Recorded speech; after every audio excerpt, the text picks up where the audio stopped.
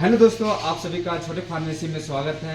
आज आप लोग को हम ऑइंटमेंट क्रीम के बारे में बताने वाले हैं, जो पूरा मैन्युफैक्चरिंग होकर रखा हुआ है। आज इसका पूरा यूज, पूरा प्रोडक्शन कैसे होता है, कैसे मैन्युफैक्चरिंग होता है, ये सब आप लोग को आज बताने वाले हैं। आप लोग ध्यान से सुनिए।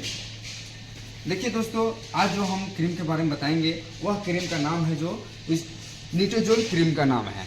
मतलब इसका जो नाम हुआ है, प्रोडक्ट नाम होता है निटोजोल क्रीम, और इसका जेनरिक नाम है निटाकोनाजोल cream BP, British pharmacopoeia 2% weight by weight इसका क्रीम का नाम है।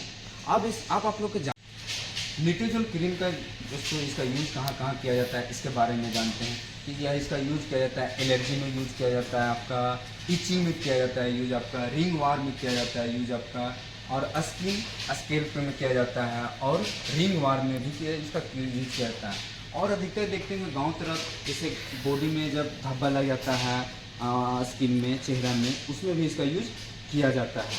आप लोग को बहुत बारीकी से अब आप लोग को हम दिखाएंगे इसका मैन्युफैक्चरिंग कैसे होता है, कैसे इसका मतलब कि क्रीम को इसको मतलब भरा जाता है, इसके बारे में भी आप लोग को हम दिखाएंगे। चलिए।